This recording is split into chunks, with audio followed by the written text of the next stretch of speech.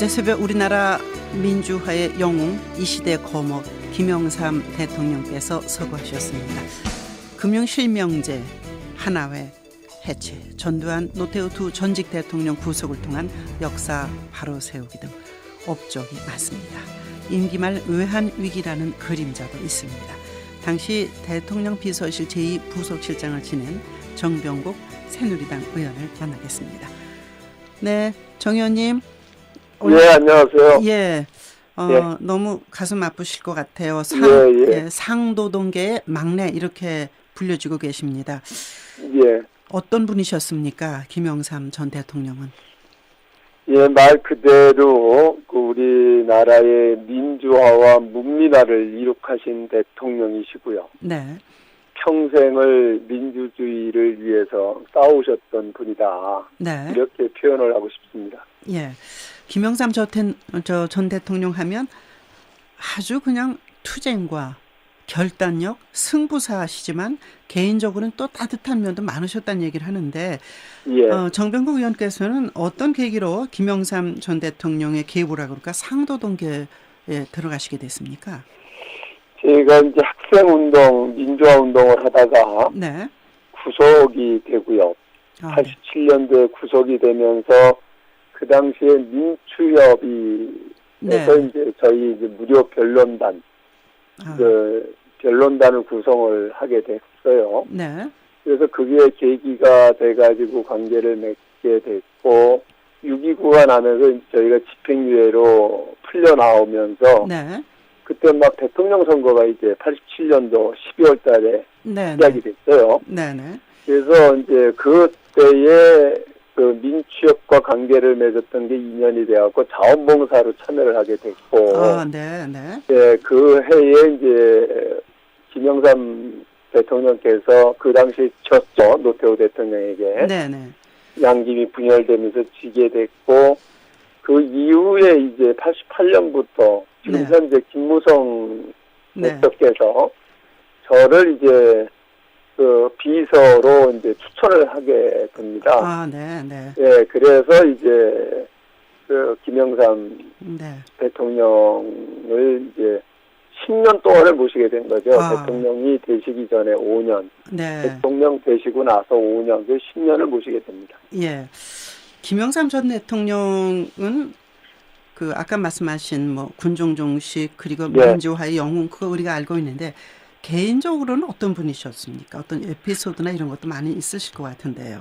예, 그 워낙에 이 단순하시고 굉장히 담백하신 분이에요. 네. 예, 이제 지금 돌아가시고 나서도 남은 것이 없죠, 전혀. 네. 아무것도 안 남기고 가셨는데 그 집 한 채마저도 그 민주센터라는 그 단체에다가 다 기증을 하셨고요. 네.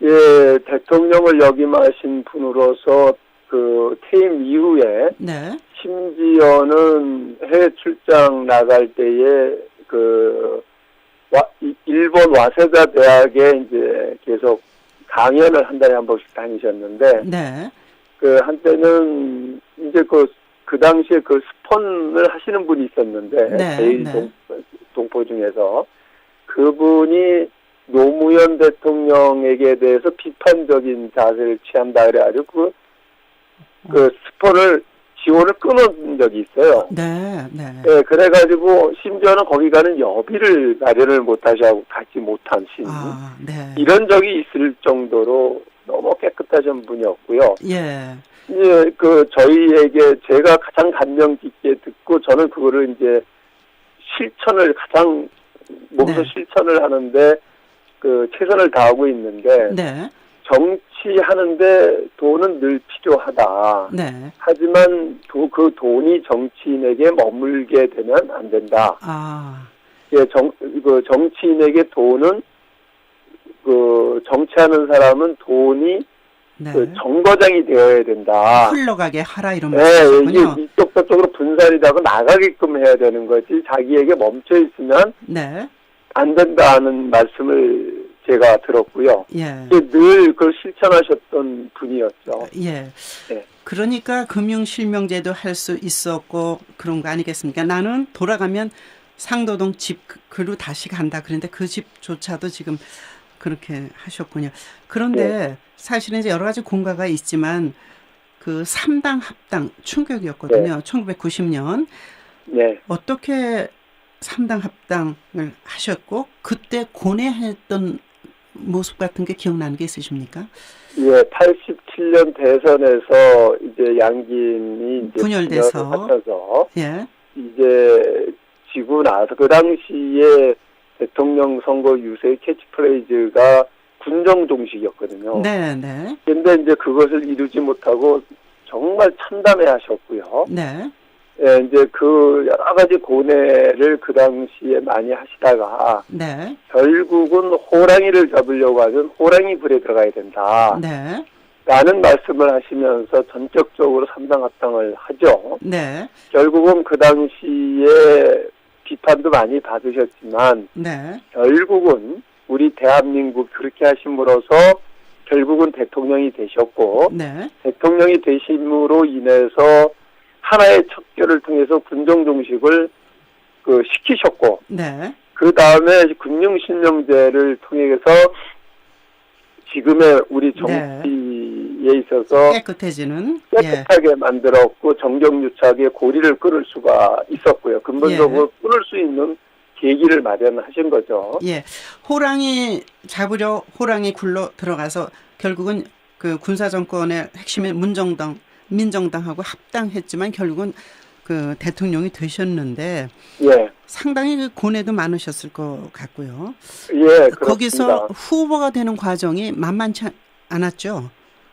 그야말로 이제 그 과정에서 보면 하루에도 12번이 더 바뀝니다, 상황이. 네. 그 당시에 후보가 되느냐 마느냐, 그 당시에 보면은 네. 우리 측 인사들 중에서 어떤 사람이 누구를 만나냐에 따라서 시시각각으로 바뀐 적이 있어요. 네. 그렇게 아주 긴박한 상황 속에서 결국은 단판을 짓습니다. 네. 예, 기병삼 대통령께서 노태우 대통령하고 단판을 지셔서 결국은 그걸 거머쥐으시고 결국은 그 대통령께서 염원하셨던 군정종식을 일으키고 결과론적으로 저는 그게 어떻게 보면 비판적으로 얘기하는 사람들은 대통령 되기 위해서 수단과 방법을 가리지 않았다 이렇게 얘기들을 하는데 그 결과가 오늘날 우리 대한민국이 산업화 세력과 민주화 세력이 하나가 조화롭게 이끌어갈 수 있는 계기를 마련하신 거고 일반적으로 전 세계의 많은 군사 독재 정권들이 민주화 과정을 겪지만은 성공한 나라가 거의 없지 않습니까? 근데 그 이유는 이 민주화를 이뤄놓고 두 가지를 하지 못해서 그런데 첫 번째는 군부 세력들을 관리 못해가지고 다시 이제 쿠데타가 일어나는 경우가 왕왕 있었고요. 그 다음에는 과거와 화해를 하지 못해가지고 충돌이 일어나는 경우가 있었는데 YS는 본인의 그러한 비판을 무릅쓰고 이걸 꼭 해내겠다라고 하는 의지를 가지고 결국은 산업화와 민주화 세력이라고 하는 또 다른 하나의 융합을 이뤄내면서 오늘날의 대한민국을 저는 만들었다고 봅니다. 예, 정말로 단판과 담력과 승부사 YS인데 임기 말 외환위기 초래 그리고 차남 현철씨 비리 구속 참 뼈아픈 부분이죠. 예. 김영삼 전 대통령께서 이제 오랫동안 편찮으셔서 필담으로 몇 년 전에 하셨을 때 쓰신 게 통합과 화합이었다고 합니다. 김영삼 대통령께서 주신 메시지가 이게 아닐까 하는 생각을 해보는데 가까우신 정병국 의원은 어떻게 보십니까? 예, 그야말로 모든 역경을 다 겪으시면서도 오로지 한 길을 오신 분이잖아요. 그리고 이제 대통령까지 다 경험을 하시고 그리고 대한민국의 오늘날 현실을 보시면서 굉장히 참담해 하셨습니다.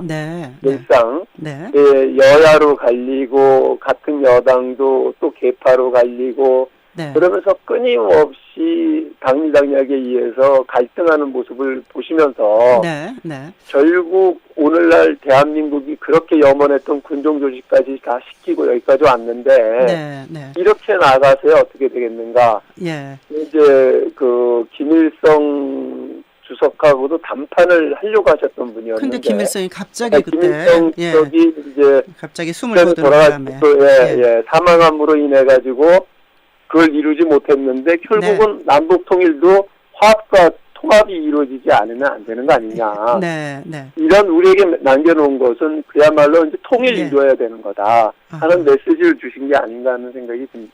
알겠습니다. 네. 가서 또 빈소를 지키셔야죠. 예. 예, 고맙습니다. 잘 들었습니다. 예, 감사합니다. 네, 경기 여주 양평 가평 의원 정병국 새누리당 의원이었습니다.